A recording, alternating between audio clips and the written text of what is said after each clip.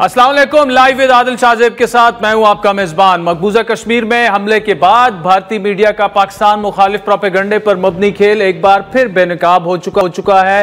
हर दहशतगर्द हमले के बाद इंडियन मीडिया का एक ही वतीरा है कि बगैर सबूतों के सीधा सीधा इल्जाम जो है चंद ही मिनटों में पाकिस्तान पर लगा दिया जाता है, सत्य को छुपाया जाता है और अपनी आवाम को बेवकूफ बनाया जाता है। गुज़श्ता रोज होने वाले फॉल्स फ्लैग ऑपरेशन क्यों किया गया और उसकी आड़ में इंडिया के अज़ाइम अब खुलकर सामने आ चुके हैं। इंडिया ने पाकिस्तान से इंडस वाटर मुआहिदा खत्म करने का ऐलान कर दिया है।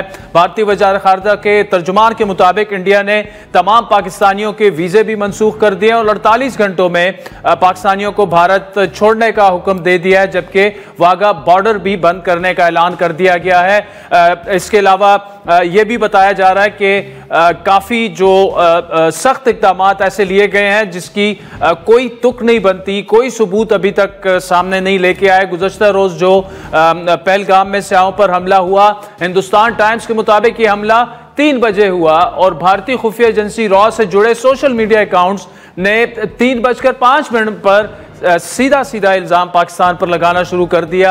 मुख्तलिफ ट्रेंड्स बना दिए गए। भारतीय मीडिया जो है वो शवाहिद के बगैर ऐसे हमलों को पाकिस्तान मुखालिफ जज्बात भड़काने के लिए इस्तेमाल करता आया है। ये पहली दफा नहीं है।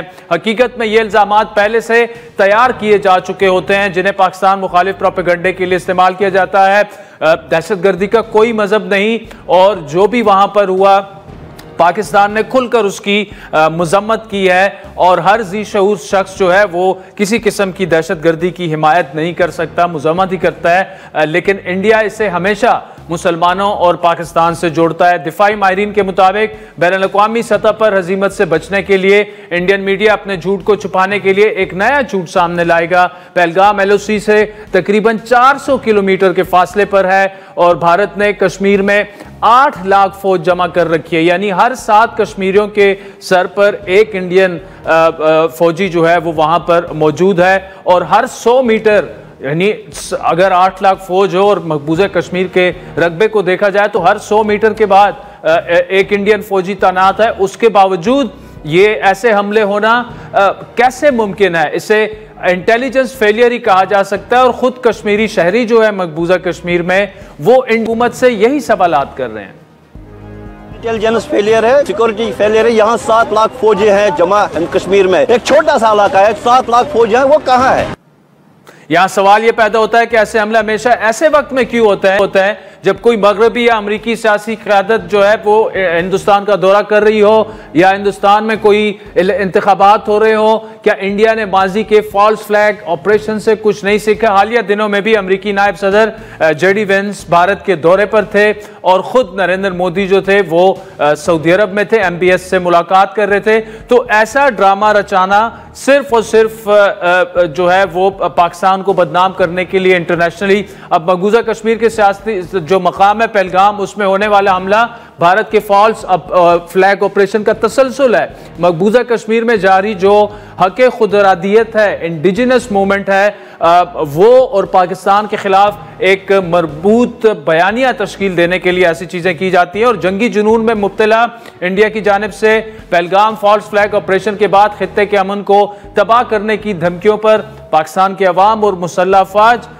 जवाब देने के लिए बिल्कुल तैयार। और अस्करी जराए से आज भी जब हमारी बात हुई उनके बकौल पाकिस्तान के अंदर दहशतगर्दी का कोई कैंप नहीं है। लिहाजा अगर इंडिया ने पाकिस्तान के अंदर किसी भी तरह दहशतगर्दी के कैंप को जो है ख़त्म करने का झूठा बहाना बनाकर अगर किसी किस्म का हमला किया गया तो पाकिस्तान की जानिब से उसका सख्त जवाब दिया जाएगा और जहां से हमला होगा पाकिस्तान जो है उसी जगह को निशाना बनाएगा। इस पर भारतीय हुकूमत इस किस्म के वाक़यात से हासिल क्या करना चाहती है और ये जो अब नए ऐलानात हुए हैं इसके क्या असरात हो सकते हैं। तो नाज़रीन, तमाम मामलात पर बात करेंगे।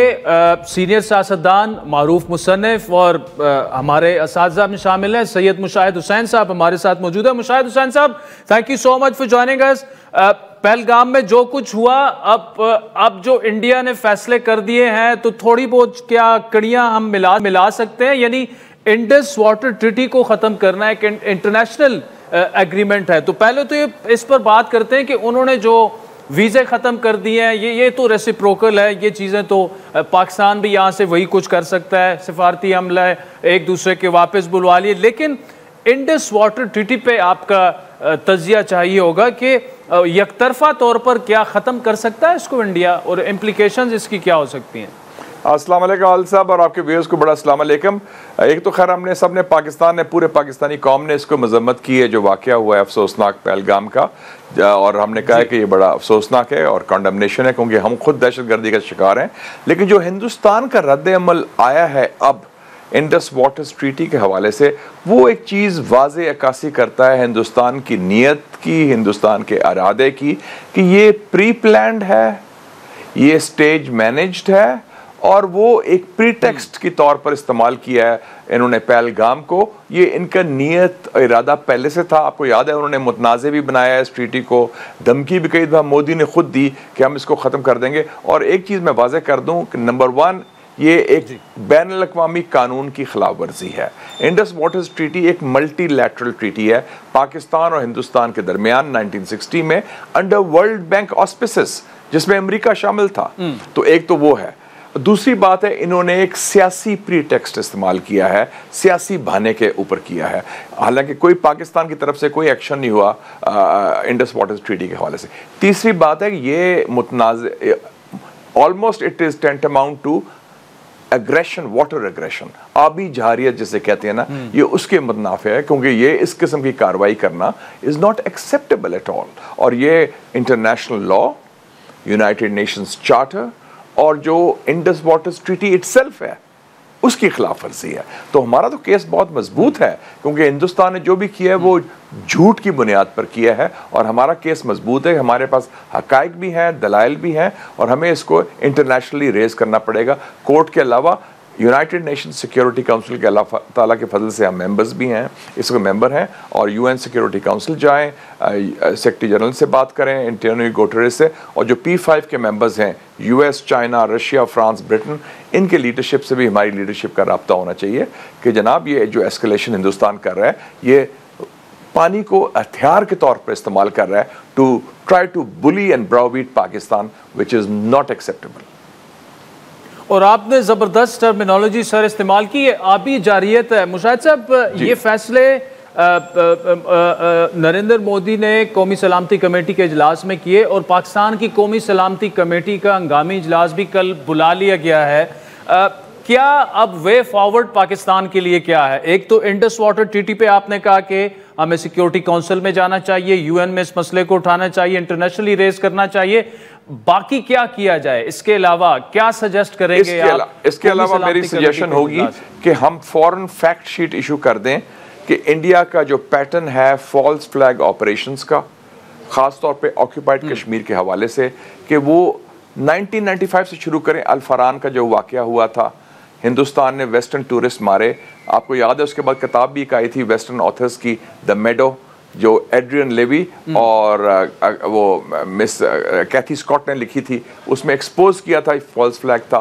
फिर सन 2000 में जब सदर क्लिंटन पाकिस्तान आए, मार्च 2000 में, उस वक्त सिख मारे इन्होंने, को 35 सिख मारे थे गालबन चती सिंहपुरा में, ताकि वो लिंक था। अब ये वाकया हुआ है जेडी वैंस जो वाइस प्रेसिडेंट अमेरिका के, उनकी मौजूदगी में, वो भी एक सिग्नल था उनको, ताकि पाकिस्तान को बदनाम किया जाए और पाकिस्तान के खिलाफ एक्शन की कोशिश की जाए, जो माजी में तो वो फेल हुए। और फिर लास्ट टाइम भी जब उन्होंने बहाना बनाया था पुलवामा के वाकया के बाद, फरवरी 2019 में, उस वक्त भी उन्होंने बालाकोट पर हमला किया था, और वो भी उन्होंने कहा था ट्रेनिंग कैंप से वो भी कोई नहीं थे। तो मेरे ख्याल में इंडियन मीडिया खुद कह चुका है इन इश्यूज़ के बारे में कि हिंदुस्तान माजी में झूठ बोलता रहा है, बेबुनियाद इल्ज़ाम लगाता रहा, और फॉल्स फ्लैग ऑपरेशंस करके पाकिस्तान को तनहा करने की, बदनाम करने की, ब्लेम करने की कोशिश करता रहा। तो ये फैक्ट शीट साथ साथ होनी चाहिए, और हमारी सफारतकारी बड़ी कामली कूलली होना चाहिए, हमें ओवर रिएक्ट नहीं करना चाहिए। हम एक्सपेक्ट नहीं कर रहे कोई मिलिट्री एक्टिविटी इंडिया से, लेकिन ये जो शॉर्ट ऑफ वॉर ये जो एक्शंस लिए हैं उन्होंने, ये तो अननेसेसरी, अनकॉल्ड फॉर एस्केलेशन है। ये तो वेस्ट ने किया था रशिया के खिलाफ आफ्टर द यूक्रेन वॉर, जब जंग शुरू हुई थी, तो ये इन्होंने, तो इसका मतलब वाज़ेह हो गया कि इंडिया की पहले की ये नीयत थी, और ये बहाना सोच रहा था, प्रीटेक्स्ट बना रहा था पाकिस्तान के खिलाफ कोई ना कोई सफारती या सियासी या आलमी दबाव डाला जाए। और उनके मीडिया की मैं मजम्मत करता हूँ कि उनके मीडिया ने जिस तरह गैर जिम्मेदाराना अप्रोच की है, it's almost hysterical, they have gone wild. ये डेमोक्रेटिक सोसाइटी में ऐसे मीडिया बिहेव नहीं करते कि वो लगता है ऑटो पायलट में है और SOP है कि कोई वाकया हो तो पाकिस्तान के पीछे बुछाड़ लगा दो इल्ज़ामात की जो बेबुनियाद और झूठे हैं।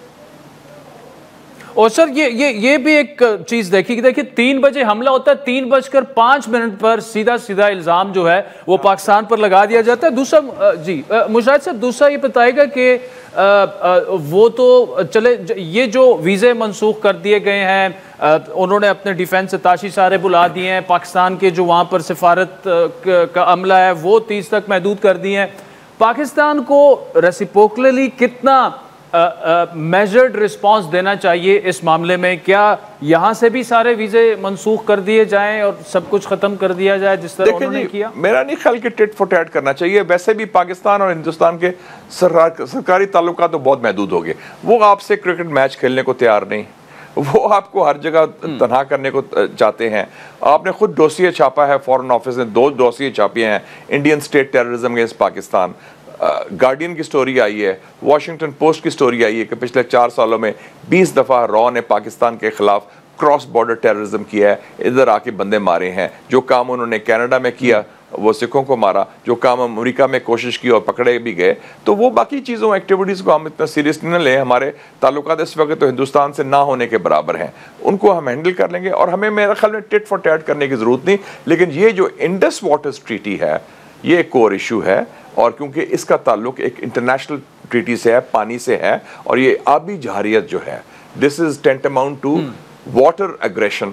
इसको हमने सीरियसली लें और इसको काउंटर करें, इस पर फोकस करें, इस पर फोकस हमारा रहना चाहिए। अच्छा मुशाहिद साहब, दूसरा ये बताइएगा कि देखिए ये इस किस्म के वाकयात हमने देखा कि जब भी वो एक कहते हैं ना कि चुनाव वहां पर जब भी होता है तो कुछ ना कुछ हो जाता है और फिर तनाव हो जाता है पाकिस्तान के साथ।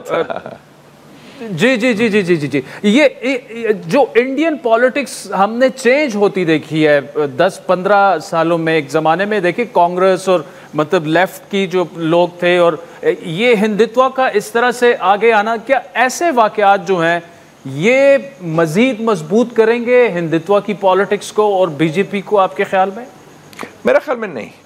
ये मैं समझता हूँ कि लास्ट राउंड है। वैसे भी जो मेरी रिपोर्ट्स हैं, मैंने बड़ा ट्रैवल भी करता हूँ, इंडियन जर्नलिस्ट से मिलता रहता हूँ, वो कहते थे कि ये पिछले इलेक्शन में भी मोदी असल में इलेक्शन हार गया था, उसने धांधली की है कोई ये 2024 में, और वो हिंदुत्व का वोट बैंक कम हुआ है। और आपने देखा होगा कि खुद मोदी जो है 5 लाख से जीता था 2018 में, इस दफ़ा वो 2024 में ही won only by 1.5 lakh vote, और अयोध्या में खुद हारा है। और जो उनके मुखालफिन हैं, गांधी फैमिली के 3 नुमाइंदे इस वक्त, सोनिया गांधी, राहुल गांधी, प्रियंका गांधी, वो पार्लियामेंट में बैठे हैं। I think this is his last term, क्योंकि वो सारा अब कोशिश कर रहे हैं कि अपनी जो बेस है, जो कंस्टिट्यूंसी उनकी जो है हिंदुत्व की बेस, जो बदबूदार किस्म के बुग़्ज़ रखने वाले लोग हैं, जिनके बहुत एंटी इस्लाम और एंटी पाकिस्तान है, उनको केटर किया जाए तो वो हिंदुस्तान बहुत बड़ा मुल्क है, उसके लिए मुश्किल हो जाएगा। और वैसे भी जो उनकी जो शोरश है वो कश्मीर तक महदूद नहीं है। कश्मीर में तो जंग आज़ादी है जो इंडिजिनस है, जिसका ताल्लुक पाकिस्तान से नहीं है। वो कश्मीरी अवाम की मज़ाहमत है हिंदुस्तान के कब्ज़ा काबिज़ फ़ौज के ख़िलाफ़, जैसे फ़लस्तीनी अवाम कर रहे हैं इसराइल की फ़ौज के ख़िलाफ़। लेकिन खालिस्तान इशू है, 7 सिस्टर्स का इशू है। इवन डॉक्टर यूनुस जो प्राइम मिनिस्टर हैं बांग्लादेश के, उन्होंने 7 सिस्टर्स का इशू रेज किया है, मणिपुर, मिज़ोरम, नागालैंड, और वो उधर भी काफ़ी मसला है। तो आपने खुद देखा कि जो इसको 3rd largest illegal migration America में हिंदुस्तान की है। मेक्सिको, अल सल्वाडोर के बाद हिंदुस्तान के 7.5 लाख लोग इलीगल माइग्रेंट्स हैं। और वो क्या कौन है? नौजवान हैं गुजरात से, यूपी से, बिहार से, पंजाब से, हरियाणा से, जो निकल के गए हैं, क्योंकि 45% यूथ अनएम्प्लॉयमेंट है। तो हिंदुस्तान के अपने हालात ख़राब हो रहे हैं मेरे अंदाजे के मुताबिक, अंदरूनी भी और इलाकाई भी। देखें तो हिंदुस्तान की आइसोलेशन कंप्लीट है। बांग्लादेश में इंकलाब आया है जिन्होंने एक हिंदुस्तान नवाज को हुकूमत को साफ़ किया है। श्रीलंका में एक डेमोक्रेटिक गवर्नमेंट आई है लेफ्ट की, जो प्रो चाइना है। नेपाल में आपने देखा कि माओइस्ट गवर्नमेंट है, मालदीव्स में गवर्नमेंट आई, ये छोटा सा जजीरा है, उन्होंने कहा इंडिया आउट ऑफ मालदीव्स। तो इंडिया खुद तना है इस खत्ते में और वो कोशिश करता रहा पाकिस्तान के खिलाफ तना करने की। तो पाकिस्तान का जो कैंपेन है, anti Pakistan campaign, it's a tried tested and failed formula, it will not work. इसीलिए उनको तकलीफ ज्यादा है और इसीलिए वो बढ़ाना चाहते हैं हाइप और मीडिया के जरिए और डिप्लोमेटिक जरिए कि किसी तरीके से पाकिस्तान को प्रेशर डाला जाए, अमेरिका के जरिए, मगरब के जरिए। अच्छा सर, ये आखिरी 2 मिनट है मुशाहिद साहब मेरे पास, लेकिन अगर देखा जाए, आपने आइसोलेशन की बात की, लेकिन हमारे भी जो रिलेशंस हैं अफगानिस्तान के साथ, हमारे रिलेशंस जो हैं वो स्ट्रेन है, आपको पता है। इसाक डार साहब गए भी, ईरान के साथ भी कोई इतने ज़्यादा अच्छे नहीं है। चाइना आपको ज़्यादा पता है कि बस सो है, वो उनकी नाराज़ी अपनी जगह, स्पेशली सिक्योरिटी मामलात, और उस पर आगे कैसे बढ़ा जाए इन वाक़यात के बाद? प्रोएक्टिव डिप्लोमेसी और इंडिया के अलावा जितने हमसाए हैं उनसे ताल्लुकात बेहतर करें, रीजनल रीसेट करें। अफगानिस्तान के साथ एक अच्छा दौरा हुआ है डार साहब का, मेरे ख्याल में कुछ मैं समझता हूँ एक मॉडेस्ट ब्रेक थ्रू हुआ है। ईरान के साथ ताल्लुकात भी आगे से बेहतर हैं हमारे, क्योंकि ईरान में भी इसको बड़े क्रूशल फेज़ में उनकी डील होने वाली है अमेरिका के साथ, जो मेरे ख्याल में हो जाएगी, उससे इलाके में कशीदगी कम होगी। और चीन, यस, उनकी नाराज़गी भी है कुछ इश्यूज़ पर, वो जायज़ भी है, ये ख़ास तौर पर दहशतगर्दी के हवाले से, लेकिन चीन पाकिस्तान के साथ चट्टान की तरह खड़ा है हर वक्त और हर इशू पर, और उसमें कोई तब्दीली नहीं आई उनके रवैये पर पाकिस्तान की हमायत के हवाले से।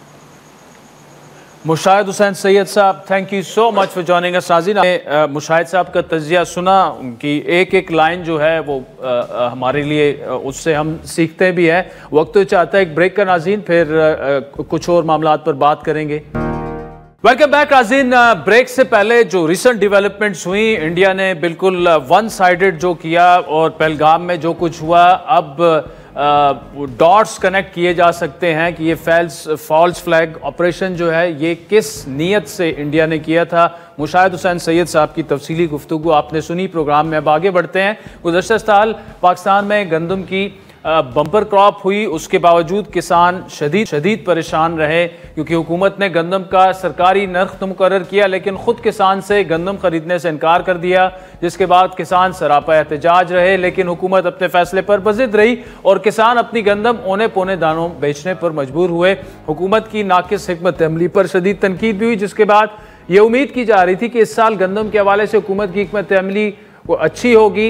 हुकूमत ने इस साल भी इस मामले पर कोई ख़ास प्लानिंग नहीं की थी। पंजाब हुकूमत ने गुज़श्ता साल सरकारी तौर पर गंदम की ख़रीदारी का महकमा ही ख़त्म कर दिया था और अब वफाकी हुकूमत का इदारा पास्को भी गैर फ़ाल हो चुका है, जिससे हुकूमत तलब और रसद की दौड़ से मुकम्मल बाहर हो चुकी है और किसानों को मिडिल मैन के रहम करम पर छोड़ दिया गया है। सितम शरीफी ये है कि पंजाब के अक्सर हिस्सों में गंदम की फसल तैयार हो चुकी है, लेकिन ना तो हुकूमत इसको खरीदना चाहती है, ना ही किसान अब इस कीमत पर फरोख्त करना चाहते हैं। किसान इत्तेहाद के मुताबिक ज़रूरी अखराजात की वजह से 40 kg गंदम की पैदावारी लागत 3000 रुपये आती है, जबकि ओपन मार्केट में 2200 रुपये फी 40 किलोग्राम कीमत मिल रही है। जिसके बाद 16 अप्रैल को वज़ीर आला पंजाब मरियम नवाज ने 5.5 लाख काश्तकारों को बराह रास्त गंदम सपोर्ट फंड के तहत 115 अरब रुपए के फंड्स की मंजूरी दी, लेकिन किसान इत्तेहाद ने यह कहकर इस पैकेज को मुस्तरद कर दिया कि यह पैकेज 5,42,000 किसान होल्डर्स में तकसीम किया जाएगा, तो हर किसान को सिर्फ 27,000 रुपए मिलेंगे, जो किसानों के साथ मजाक है। इसलिए आइंदा साल से काश्त में कमी की जाएगी। आपको याद दिलाते चले कि IMF के साथ मुआहदे के तहत वफाकी और सूबाई हुकूमतों ने कई दहाइयों पुरानी इस पॉलिसी को ख़त्म कर दिया है, जिसके तहत गंदम के काश्तकारों को मार्केट के नुकसानात से महफूज रखने के लिए कम अज़ कम इमदादी कीमत मुहैया की जाती थी। पंजाब हुकूमत क्या प्लान करने जा रही है, गुफ्तगू करेंगे पंजाब की वज़ीर इत्तलात अज़हारी साहिबा हमारे साथ मौजूद है। अजमत साहिबा बहुत शुक्रिया। चुलिस्तान केनाल वाले मामले पर बड़ी तंदोतेज़ बयानबाजी चल रही है। पीपल्स पार्टी का इल्ज़ाम यह है कि पंजाब के वज़रा, खुसूसन आपकी जो स्टेटमेंट थी कि मुराद अली शाह जो है वो अली अमीन गंडापुर से उन्हें मुख्तलिफ देखना चाहिए, इस वजह क्या है? इत्तेहादियों के दरमियान ऐसा लग रहा है कि PMLN और PTI का मैच हो रहा है, पीपल्स पार्टी का नहीं। बहुत शुक्रिया आदिल। हम तो वही हैं, लेकिन पीपल्स पार्टी जो है उसके तेवर आजकल खराब हैं और एक नहरों का एक बेसलेस इशू पहले क्रिएट किया गया, फिर उसके ऊपर सियासत हो रही है, फिर उस पर जलसे जुलूस हो रहे हैं, फिर उस पर वन साइडेड जो है वो गोलाबारी हो रही है और कोई लिमिट नहीं है उस गोलाबारी की। ना उसमें हमारी लीडरशिप महफूज है, ना उसमें कोई और महफूज है।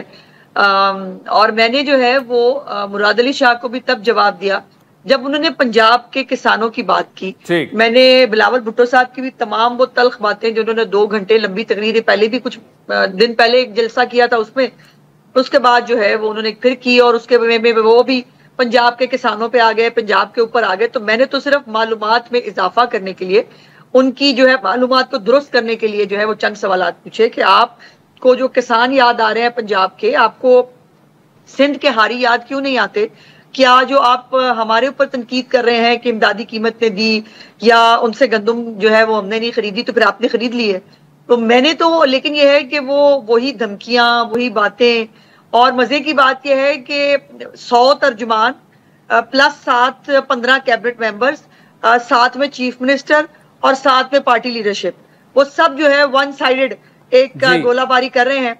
और मैं मजलूम मासूम जो हूँ वो सिर्फ उनकी जहां जहां मालूमात को पंजाब के हवाले से दुरुस्त करना की जो है वो जरूरत होती है, मैं वहां पर बड़े मुअद्दबाना अंदाज में उनसे चंद सवालात पूछने की जसारत कर लेती हूँ कि जो बात आप हमारे बारे में कर रहे हैं, आपके बारे में उसका क्या ख्याल है।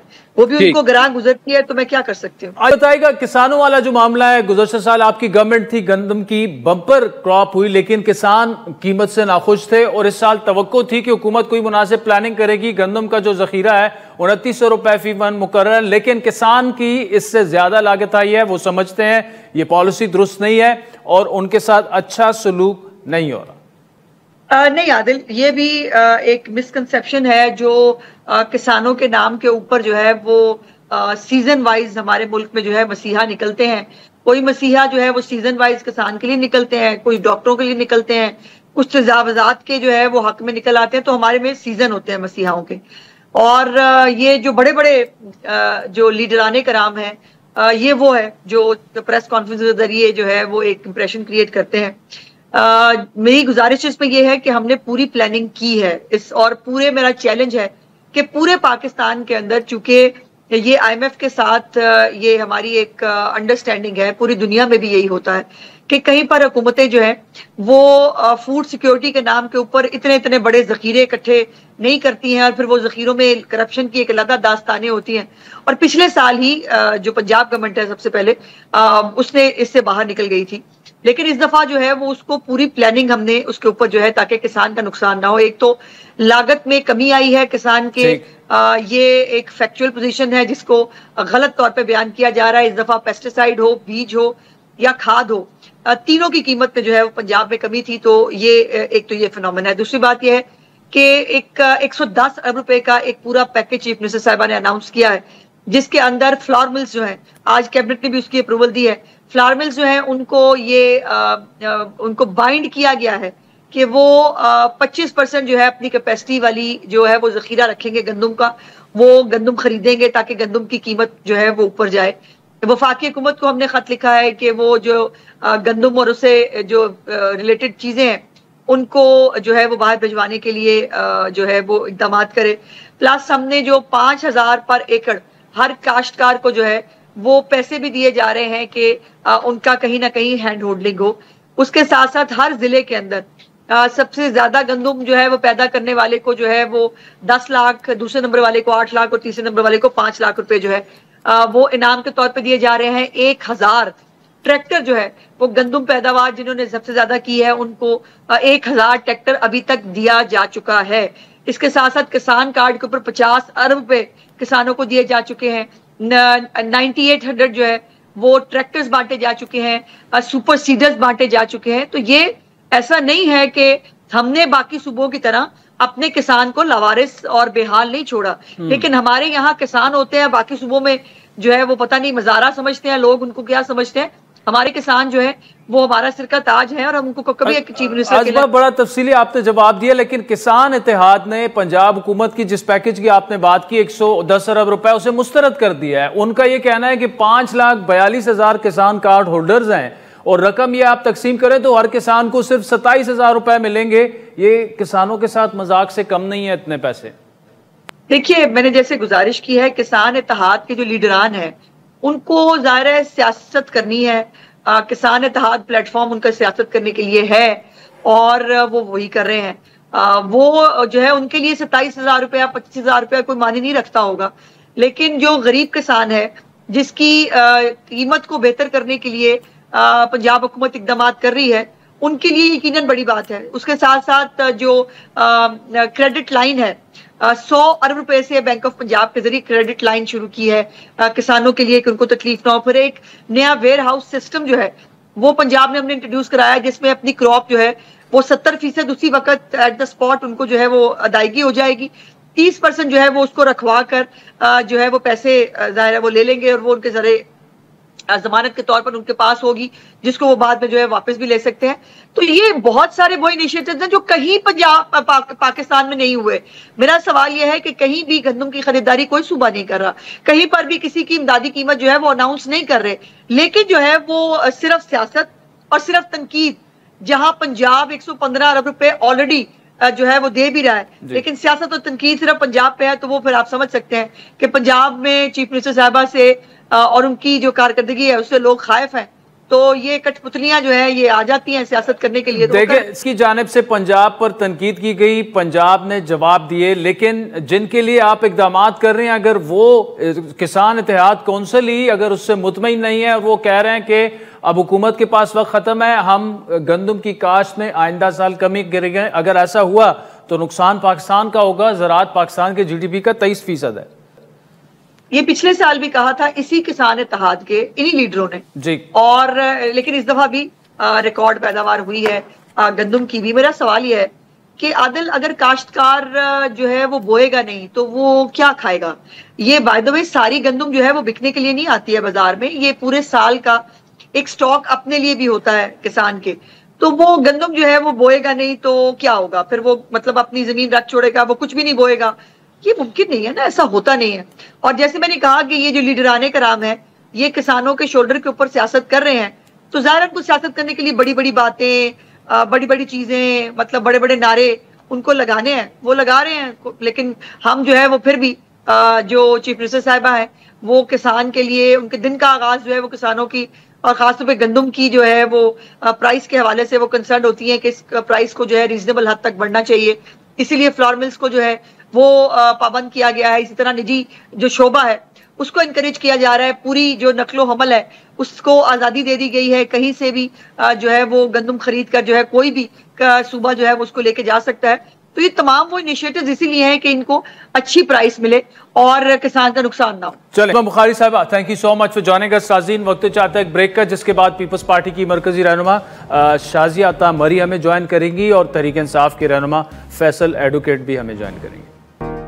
वेलकम बैक नाज़रीन। चुलिस्तान केनाल्स के मामले पर पीपल्स पार्टी और नून लीग के दरमियान फासले बढ़ते जा रहे हैं और बात बयानबाजी से आगे निकलकर धमकियों तक पहुंच चुकी है। कॉर्पोरेट फार्मिंग के लिए नई नहरों की तामीर के वफाकी हुकूमत के फैसले के खिलाफ सिंध काफी आवाज बुलंद कर रहा है। पीपल्स पार्टी ने इस मसले पर इंतहाई सख्त मौक़िफ़ इख्तियार कर लिया है और धमकी ये दी है कि अगर नहरी मंसूबे को खत्म करने का ऐलान ना किया गया तो वो मरकज में इत्तेहादी हुकूमत से अपनी हिमायत वापस ले लेंगे। चुलिस्तान केनाल मंसूबे के खिलाफ सिंध असम्बली ने भी मुतफ़िका तौर पर एक करारदाद मंजूर की हुई है, जिसमें इस मंसूबे को मुस्तरद किया गया। केनाल्स के खिलाफ एहतजाज करने वाली कौम परस्त जमातों ने गुज़श्ता 6 दिन से सिंध में कौमी शाहराह पर धरना दिया हुआ है, जिसके बायस सिंध में तिजारती सामान, मवेशी, पेट्रोल की तरसील जो है वो मुअत्तल है। Overseas investors chambers of commerce and industry ने चीफ सेक्रेटरी को एक खत तहरीर किया है कि सखर के करीब 3500 से ज्यादा गाड़ियां और कंटेनर्स फंसे हुए हैं, जिसमें बरामदी सामान और जल्द खराब होने वाली अशिया और अहम सनती खाम माल मौजूद है। सामान की तरसील में ताखीर और कंटेनर्स के बढ़ते हुए बैकलॉग के बायस भारी माली नुकसान हो रहा है। ऑयल कंपनीज एडवाइजरी काउंसिल के मुताबिक सिंध में पेट्रोलियम मस्तूआत की किल्लत का खदशा पैदा हो चुका है, जबकि हजारों मवेशी भी गाड़ियों में फंसे हुए हैं, जिनके मर जाने का भी खदशा है। दूसरी जानिब पंजाब और सिंध के दरमियान बयानबाजी भी जारी है। इन सब मामलों पर बात करने के लिए हमें ज्वाइन किया है पीपल्स पार्टी की सीनियर और मरकजी रहनुमा शाजिया अता मरी ने। शाजिया साहिबा, केनाल वाले इशू पर तफसीली गुफ्तगू आपसे करते हैं, लेकिन सिंध में कौमी शाहराहें इस वक्त बंद हैं, उस पर overseas investors chambers commerce industries ने चीफ सेक्रेटरी को खत भी इरसाल किया है। कंटेनर्स फंसे हुए हैं, लोगों का लाखों रुपए का रोजाना का नुकसान हो रहा है। क्या करेगी सिंध गवर्नमेंट? लग रहा तो नहीं है कि ये इशू इतना आसानी से हल हो जाएगा, लेकिन धरने तो खत्म करवा सकते हैं आप।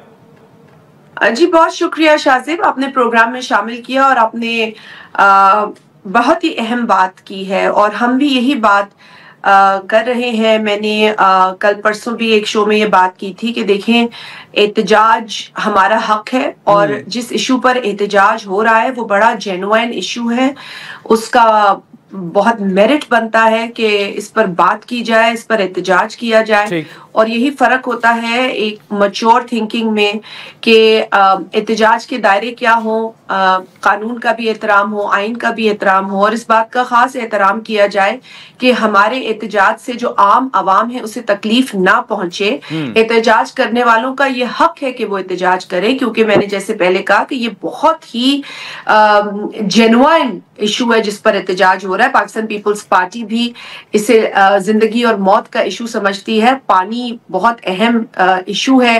पाकिस्तान पीपल्स पार्टी की जो सिंध हुकूमत है उसने पिछले बरस जून में सीसीआई को अप्रोच किया, इसी इशू के हवाले से कोई सुनवाई नहीं हुई, सीसीआई की कोई मीटिंग नहीं हुई, बावजूद इसके कि जो आइन का आर्टिकल 153 है, 154(3) है, वो कहता है कि जी सीसीआई की मीटिंग्स आपको बुलानी है एटलीस्ट वंस इन 90 डेज। अब आप खुद ही गिन लें कि कितने माह गुजर चुके हैं, कितने दिन गुजर चुके हैं, लेकिन इस हुकूमत के कयाम के बाद से एक भी सीसीआई की मीटिंग नहीं हुई। दो तीन अहम पॉइंट्स, एक तो chief minister Sindh prime minister से मिल भी रहे हैं, तो होपफुली मामला आगे बढ़ेगा।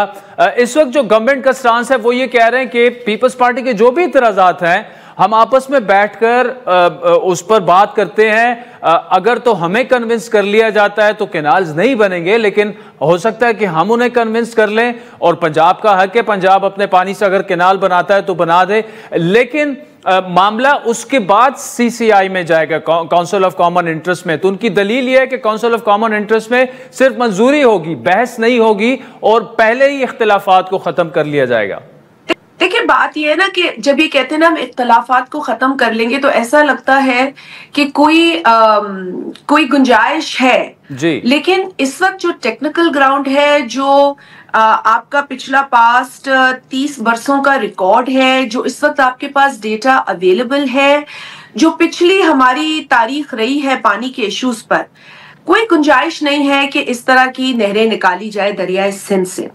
तो स्टार्टिंग पॉइंट पाकिस्तान पीपल्स पार्टी के लिए या पाकिस्तान पीपल्स पार्टी की सिंध हुकूमत के लिए यही होगा कि फौरी तौर पर इन नहरों के प्रपोजल से वफाकी हुकूमत विड्रॉ करे। ठीक है। और ये ऐलान जो प्राइम मिनिस्टर साहब हैं वो करें। उनके साथ हमने काम किया है। मुझे हैरत होती है कि शहबाज शरीफ साहब इतना टाइम ले रहे हैं एक ऐसे इशू को रिजॉल्व करने में जो कि अब पाकिस्तान की शाहराहों पर नजर आ रहा है, पाकिस्तान की सड़कों पे नजर आ रहा है। ये मत सोचें कि अगर सिंध की कोई शाहराह बंद है तो इसका इम्पैक्ट पाकिस्तान पे नहीं होता। वो तो आप खुद फरमा चुके कि इसका इम्पैक्ट पूरे पाकिस्तान पे हो रहा है। तो मैं समझती हूँ कि शहबाज शरीफ साहब को फौरी तौर पर यह ऐलान करना चाहिए। रही सही दूसरी बात कि जी पंजाब के हिस्से से, तो हम तो एक अरसे से ये कह रहे हैं शाहजेब कि हमें बता दिया जाए कि पंजाब में वो कहाँ है पानी, किस जिले से पानी डाइवर्ट होगा, पंजाब की किस ट्रिब्यूटरी से पानी लिया जाएगा, ताकि हम भी इत्मीनान कर सके। लेकिन चूंकि ये मुमकिन नहीं है, टेक्निकल ग्राउंड्स पे ये मुमकिन नहीं है। वो फ्लड पानी की बात करते हैं। पिछले 30 वर्षों का रिकॉर्ड निकाल लें, कितनी मर्तबा फ्लड आया है, बमुश्किल 3 मर्तबा। उसके अलावा आपने या तो सिवियर ड्राउट देखा है या किसी किस्म की शक्ल का ड्राउट ही देखा है। तो इस पानी पे तो इन्हिसार नहीं किया जा सकता। तो इसलिए वो लोग बेवकूफ नहीं है, वो लोग जाहिल नहीं है जो कह रहे हैं कि आप दरियाए सिंध से कोई नहर नहीं निकाल सकते। खुदारा उनका एहतराम करें, उन आवाजों को इज्जत दें और आगे मामलात को इसी तरीके से ले जाया जा सकता है कि आप पहले इस प्रपोजल से विथड्रॉ करें, फिर पानी का जो मौजूदा इस वक्त सिस्टम में पानी है या नहीं है उस पर बहस हो सकती है, क्योंकि इस वक्त तो पानी की किल्लत है। सिंध में भी किल्लत है, दीगर इलाकों में भी किल्लत है, बल्कि पंजाब में भी किल्लत है। तो जब पानी की किल्लत है, सिस्टम में इतना पानी मौजूद ही नहीं है कि आप अपनी जो मौजूदा कमिटमेंट से उसको पूरा कर सके, तो इस पर नई मंसूबा बंदी तो एक मैं समझती हूँ बेवकूफाना। अच्छा बात बताइएगा शाजिया, राणा साहब ने हमारे शो में एक बात की थी कि इस मसले पर सिंध में पीपल्स पार्टी के साथ सियासत हो रही है, उनका इशारा उन कौम परस्त जमातों की जानिब है या JUIB इवन हो गई, जो लोग वहां पर सड़कों पर इस वक्त एहतजाज कर रहे हैं, धरने दे रहे हैं और इस मसले को उनके बकौल बढ़ा चढ़ाकर पेश किया जा रहा है, अवाम के जज्बात से खेला जा रहा है। क्या वाकई पीपल्स पार्टी के साथ सियासत हो रही है सिंध में? नहीं, देखें, मैं नहीं समझती हूँ। पीपल्स पार्टी के साथ बुग़्ज़ तो हो सकता है किसी का, लेकिन ये इशू बड़ा जेन्युइन है, इसलिए मैं किसी की भी इस वक्त जो दरियाए सिंध पर नहर बनाने का मंसूबे का प्रपोजल है, उस पर जो भी सेंटिमेंट है अवाम के, मैं उसको चैलेंज नहीं करूंगी। मैं समझती हूँ कि उस पर हमें एक प्योर फीलिंग रखनी चाहिए कि एक जेन्युइन कंसर्न है ये हर सिंध में बसने वाले का, और मैं समझती हूँ ये पाकिस्तान के लिए इंपॉर्टेंट है टू अंडरस्टैंड। यहाँ पर मैं ये जरूर कि with all due respect to Rana Sanaullah Sahab, वो बड़े इल इन्फॉर्म्ड हैं, होती हैं उनकी बातें, कभी वो कोई बात करते हैं, कभी वो, मुझे कभी कभी रहम भी आता है उन पर, क्योंकि शायद वफाकी हुकूमत ने उनको आगे कर दिया है, तो फिर उनके जहन में जो भी बात आती है वो कर जाते हैं, लेकिन वो इस बात का एहसास नहीं करते कि पानी जैसे अहम और बड़े हसास पे वो बात कर रहे हैं। इससे कबल एहसन इकबाल साहब ने भी कुछ स्टेटमेंट दी थी जो बहुत ही इनअप्रोप्रिएट थी, लेकिन बहरहाल मैं आपके प्रोग्राम के तवज्जुद से चाहूंगी मैं ये तजवीज दूं उनको करें पानी के इशू पर। अब बात आ जाती है कि जी इशू पीपल्स पार्टी के लिए पानी का इशू हमेशा अहमियत का हामिल है। शहीद मोहतरमा बेनजीर भुट्टो साहबा ने, जो कि पाकिस्तान की 3 सूबाई असेंबलियों ने करारदाद के जरिए रिजेक्ट किया, मूवमेंट इस एक मुल्क के खिलाफ चली, मोहतरमा बेनजीर भुट्टो से लीड किया उस पूरी मूव, और गालिबन जुलाई या अगस्त की गर्मियां थी जब शहीद मोहतरमा बेनजीर भुट्टो साहिबा पंजाब और सिंध के बॉर्डर पर कम्मू शहीद के मुकाम पर बैठकर उन्होंने खुद धरना दिया उस मुल्क दुश्मन मंसूबे के खिलाफ। तो पाकिस्तान पीपल्स पार्टी को ये चीज है, और आज शहीद मोहतरमा बेनजीर भुट्टो साहिबा के बाद अगर आवाज इन 6 कनाल्स के खिलाफ है, जो कि बड़ी वाज़े है, वो चेयरमैन बिलावल भुट्टो जरदारी साहब की है। जो सिंध हुकूमत का मौकिफ है वो पिछले बरस जून में सामने आया, उस वक्त आज नहीं था ना सिंध के अंदर किसी की तरफ से, आपको भी पता है। मैं गलत हूं तो आप रिकॉर्ड की दुरुस्तगी करके मुझे दुरुस्त। अच्छा शाहजी, प्राइम मिनिस्टर और चीफ मिनिस्टर की जो मुलाकात है, क्या बाकायदा इन्विटेशन आ गई है, मुलाकात तय पा चुकी है? देखिए, मुलाकातें मुतवक्का हैं, एक मुलाकात नहीं, मेरे ख्याल 1 से ज्यादा मुलाकातें हो सकती हैं। ठीक है, मुलाकात जो हो रही है या मुलाकातें जो मुतवक्का हैं, नतीजा तो हमने निकालना है इस मसले का, क्योंकि ये मसला पेचीदा होता चला जा रहा है। किसी भी मिनिस्टर, वफाकी मिनिस्टर के बयान से ये खत्म नहीं होता, या किसी भी वफाकी मिनिस्टर के किसी को फोन कर देने से ये मसला हल नहीं होगा। इस मसले पे बाकायदा वफाकी हुकूमत को संजीदगी का मुजाहरा करना होगा। प्राइम मिनिस्टर साहब को इस बात का ऐलान करना होगा कि वो यकतरफा इस मंसूबे के कॉन्सेप्ट को वापस लेते हैं, जिस तरीके से सदर आसिफ अली जरदारी साहब ने गालिबन 10 मार्च को जो जॉइंट सिटिंग ऑफ पार्लियामेंट को उन्होंने एड्रेस किया, उसमें उन्होंने भी कहा कि I can not support this proposal. तो मैं समझती हूं अप्रूवल तो वो नहीं दे सकते थे, लेकिन सपोर्ट उन्होंने क्लियरली बताया कि जी आई कैन नॉट सपोर्ट, ये यूनिलैटरल डिसीजन है फेडरल गवर्नमेंट का जिसके खिलाफ फेडरेटिंग यूनिट्स हैं, लिहाजा मैं इसे सपोर्ट नहीं कर सकता। मेरा ख्याल है बहुत सारी चीजें सामने है, टेक्निकल ग्राउंड्स पे बड़ा पेपर वर्क है, बड़ी फाइंडिंग्स है। बल्कि इंटरेस्टिंगली मैं कल ही, मेरा ख्याल है असमा शिराजी साहिबा के शो पे कोई हसन अब्बास नामी एक वाटर एक्सपर्ट थे जिन्होंने कहा जी 2023 में मुझसे भी एक फीजिबिलिटी रिपोर्ट करवाई गई, अमेरिकन इसमें थे, और फीजिबिलिटी रिपोर्ट में 28 नुकात थे जिसके अंदर बिल्कुल क्लियरली कहा गया था कि ये प्रोजेक्ट अगर किसी कनाल के जरिए किया जाएगा तो वो फीजिबल नहीं होगा, इससे प्रोविंशियल डिसहार्मनी क्रिएट होगी, और आप एक ऑलरेडी जो वाटर अवेलेबिलिटी का एक सोर्स है उससे पानी लेंगे तो ये बिल्कुल नाकाम प्रोजेक्ट होगा।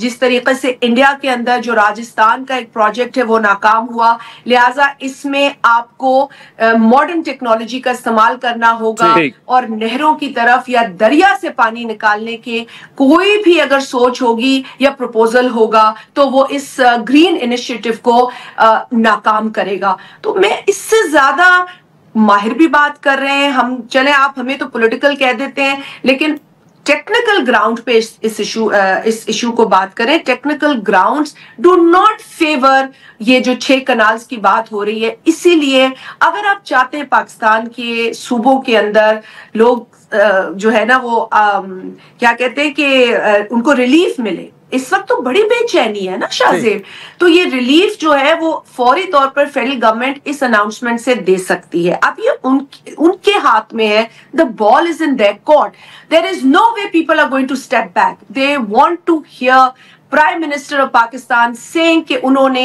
इस 6 कनाल के मंसूबे के प्रपोजल से विथड्रॉ किया है, कर लिया। शाजिया अता मरी साहिबा, thank you so much for joining अस। नाज़रीन, वक्त पे चाहता है एक ब्रेक का, जिसके बाद बात करेंगे ग्रैंड ओपोजिशन अलायंस क्या बनने जा रहा है। मौलाना साहब ने तो इनकार कर दिया है। फैसल चौधरी साहब हमें ज्वाइन करेंगे, हमारे साथ रहिए।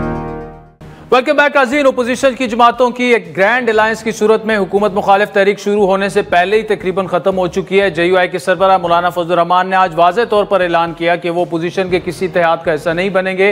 अलबत्ता किसी मौके पर अगर कहीं ज़रूरत महसूस हुई कि किसी जमात के साथ मिलकर कोई काम इकट्ठे किया जाए तो उसका फैसला पार्टी की मजलिस शूरा करेगी। दूसरी जानिब मौलाना के ऐलान और मुल्क की मौजूदा सियासी सूरत हाल के तनाजुर में तहरीक तहफ़्फ़ुज़ आईन पाकिस्तान का अहम सरबराही इजलास इस वक्त जारी है, जिसमें जमात इस्लामी और JUI की ग्रैंड ओपोजिशन इत्तेहाद में शमूलियत न करने पर गौर किया जा रहा है। तमाम मामलात पर गुफ्तगू करने के लिए हमें ज्वाइन किया है लॉयर PTI के रहनुमा जनाब फैसल चौधरी साहब ने। फैसल चौधरी साहब, मौलाना साहब ने तो बाकायदा ऐलान कर दिया है अब वो आपके इत्तेहाद का हिस्सा नहीं बनेंगे। उनके इस फैसले पर तहरीके इंसाफ में क्या सोच पाई जाती है? ये पॉलिटिकल एंगेजमेंट्स होती रहेंगी। अगर हमारी कोशिश थी इमरान खान साहब की कि इलेक्शन चोरी के मामले के ऊपर जो है तमाम अपोजिशन को इकट्ठा किया जाए, ठीक है। अगर JUI के कुछ तहफ़्फ़ुज़ात है, तहफ़्फ़ुज़ात पिछले ट्वीट में दूर हो चुके थे और मैं समझता हूँ कि JUI को जो है इन मामलात के ऊपर इंसिस्ट नहीं करना चाहिए था, specially in the given relatives के इमरान खान साहब जेल में हैं। बहरहाल वो अगर अलहदा जदोजहद करना चाहते हैं वो बिल्कुल करें, हमारी जदोजहद भी जारी रहेगी। और PTI जो है किसी तौर पे भी आदिल कोई छोटी पार्टी तो है नहीं, हम वाहिद पार्टी है जो पाकिस्तान की फेडरेशन में है और टू डॉर्स में हमारे वोटर्स भी हैं, हमारी प्रेजेंस भी है। हम उस प्रेजेंस को जो है वो बिल्कुल अपना हम जूनियर पार्टनर के तौर पे तो कभी भी नहीं ज्वाइन करेंगे। अगर JUI इत्तेहाद में नहीं आना चाहती तो ये JUI के लिए भी पॉलिटिकली कोई बेनिफिशियल नहीं होगा। हम अपने मिशन के ऊपर कायम हैं, हमारे ऊपर जो दूसरी पॉलिटिकल पार्टीज हैं हम उनको साथ भी लेके चलेंगे और इलेक्शन के मामले के ऊपर हम जो है वो सबको साथ लेके चलना चाह रहे हैं। तो हो सकता है कि इन फ्यूचर जो है वो कभी ऐसा मौका आ जाए, हम मिल जाए, तो वो उनका एक फैसला है, उनके फैसले का एहतराम करते हैं उनकी पार्टी का, लेकिन हम अपनी जद्दोजहद वो जारी। अच्छा, आपकी बानी से मुलाकात भी हुई है, उनका रद्द अमल क्या था? क्या ऐसी कोई बात की है कि आप मौलाना के पास जाएं और उन्हें दोबारा से कन्विंस करने की कोशिश करें? देखिए, ये तो असद कैसरी और यूब साहब वगैरह जिनके वो जिम्मे लगा था वही करेंगे, क्योंकि मैंडेट तो उन्हीं का है। मैं नहीं समझता कि डिसएंगेज करने की जरूरत है, उनको एंगेज रखना चाहिए किसी न किसी लेवल पे, और सियासतदान आपस में एंगेज रहते हैं। अगर आज एक उनकी जमात का फैसला है, कल मारूजी हालात बदलते रहते हैं, हो सकता है वो इस फैसले के ऊपर अपना दोबारा मामला गौर कर लें। पॉलिटिक्स में कोई चीज हरफे आकर नहीं होती, लेकिन फिलहाल जो है जो मामला उनका है, उनकी पार्टी को पूरा हक है कि वो अपना फैसला करें, लेकिन डे टू डे अफेयर्स के ऊपर या जो हमारे कॉमन एजेंडा है उसके ऊपर अवाम के अंदर भी और ताउन जारी रहेगा। और अच्छा, क्या आप समझते हैं कि तहरीक इंसाफ बतौर जमात एक तहरीक चलाने की पोजीशन में है? क्योंकि ऐलान तो ये किया था कि ईद के बाद तहरीक चलाई जाएगी, लेकिन अगर देखा जाए तो बिल्कुल बाहर की सियासत अब PTI में ऐसे घुसा दी गई है कि वकला जो हैं, रहनुमा एक दूसरे को निकाल रहे हैं। अब सलमान अकरम राजा साहब ने जो आपके बारे में गुफ्तगू की, अली जफर साहब के बारे में गुफ्तगू की, तो पार्टी का माहौल इस वक्त इस बात की क्या इजाजत देता है? और खान साहब भी कह चुके हैं कि आप इख्तिलाफात खत्म करें, लेकिन खत्म होने का नाम ही नहीं ले रहे। गुजारिश कीजिए कि ये जो आपसी लड़ाइयाँ ये तो ज़रा खत्म करनी पड़ेंगी। और ये टीम जो है मौजूदा, इसके साथ तो तहरीक नहीं चल सकती। तहरीक का तो पहले माहौल बनाना पड़ता है अपना आप एहतजाज के लिए। कोई आपके पास जो बर्डन है, हुकूमत के ऊपर कोई ऐसा बर्डन नहीं है, ना हुकूमत के ऊपर ना एस्टेब्लिशमेंट के ऊपर। तो जब तक आप सियासी दबाव नहीं बढ़ाएंगे तो तहरीक तो नहीं चल सकेगी। ज़ाहिर है सोलो तो आपने करके देख लिया और हम उसके एहतजाज के अपने तरीके अडॉप्ट किए जा सकते हैं, लेकिन जो एक पावरफुल तंजीम चाहिए है जो इस सारी एहतजाज के लिए, वो तो मौजूद नहीं है। क्योंकि इस वक्त जो लीडरशिप है उसमें जनरल सेक्रेटरी और चेयरमैन जो है वो तो आते ही नहीं, कभी ग्राउंड पे भी नहीं आते हैं, ना इन्फॉर्मेशन सेक्रेटरी कभी आया है, ना दूसरे लोग हैं। वो सारे कैमरा के ऊपर बैठ के अपनी वीडियोस बनाते हैं, तो लोग जो इनके कहने पे नहीं आएंगे। हालिया हमजा और जुनैद अकबर के आने से एक तहरीक मिली है पार्टीज को, और इस किस्म की लीडरशिप चाहिए। अगर हमने एक तहरीक चलानी है तो उसके लिए पहले माहौल बनाना पड़ेगा। माहौल के लिए आपको सियासत करनी पड़ेगी। सियासी हिकमत अमली इस वक्त तो हमारे पास कोई है नहीं। तो एक ग्रैंड अपोजिशन अलायंस का एक मौका जो है उसको मैं समझता हूँ कि पीटीआई की लथार्जी ने, जो लीडरशिप की लथार्जी है, उससे नुकसान पहुंचा इमरान खान साहब की ज़ात को। और हर चीज को जो आपस की लड़ाइयाँ छोड़ के देखना चाहिए कि किसी से इमरान खान साहब को बेनिफिट हो सकता है, और उस पर तवज्जो देने की जरूरत है, और सीरियसली तवज्जो देने की जरूरत है। क्योंकि लोग जो हैं वो इमरान खान साहब की रिहाई चाहते हैं और जल्दी जो है फिर इसके ऊपर उंगलियां उठना शुरू हो जाएंगी। अच्छा चौधरी साहब, ये बताइएगा बैरिस्टर गौर के माजत खाना रवैये पर क्या वाकई खान साहब ने इज़हार बरहमी किया? नहीं, उन्होंने देखिए वो इमरान खान साहब नहीं पसंद करते ना वो सॉफ्ट गुफ्तगू, तो हमेशा एग्रेसिवली खेलते हैं, तो उसी के ऊपर उन्होंने रखा है। तो गौर साहब के लिए, गौर साहब बड़े काबिल एहतराम है और बड़े वो मरंज आदमी है, सब बड़े दिल का आदमी है। तो इमरान खान साहब बिल्कुल ये चाहते हैं, वो फ्रंट फुट पे खेलने के आती है। तो वो उनका एक तजवीज थी कि आप बड़े हैं करके, तो आपको अपना स्टांस जो है वो बिल्कुल ऐसा रखना चाहिए जो कारकुनान की उमंगों के मुताबिक हो। तो कोई इतनी नाराजगी या वो वाली बात तो नहीं थी। उन्होंने एक नॉर्मल पैगाम भेजा है, वो पैगाम उनको मैंने खुद डिलीवर किया, तो वो हो गई ये बात। अच्छा सर, मिनरल्स वाला जो मामला है केपी में वो फंसा हुआ है, खान साहब को सुना उस पर तहफुजात हैं, लेकिन अली अमीन साहब कह रहे हैं कि बिल पास हो जाएगा। ज़ाहिर है सर, वो एक कंट्रोवर्शियल बिल है, उस पर पूरा पापा जो है केपी वो शाकी है, अपोजिशन जमातें और हुकूमत में सारे लोग जो शामिल हैं वो उसके ऊपर मुतमईन नहीं है। तो हुकूमत मुतमईन करे पहले। देखिए ना, कोई भी बिल अगर मुतनाज़ होगा या कोई मसला मुतनाज़ हो जाएगा तो उस पर गवर्नमेंट का फर्ज होता है। सीएम साहब अगर सोलो फ्लाइट करेंगे तो उनका नुकसान होगा उनको, तो वो नहीं करेंगे भी नहीं, वो तो रोक दिया है इमरान खान साहब की नोट के बगैर वो नहीं होगा। तो उसमें तमाम जो केपी के मामलात हैं वो जो हमारे लोग हैं वो शाकी हैं, और उसको जो है लोगों को जो है मुतमईन करना बहुत जरूरी है। फैसल चौधरी साहब के नाज़रीन, आज के प्रोग्राम पर फीडबैक जरूर दीजिएगा। हमारा ट्विटर हैंडल है @आदिल शाहज़ेब। इजाजत दीजिए, खुदा हाफिज।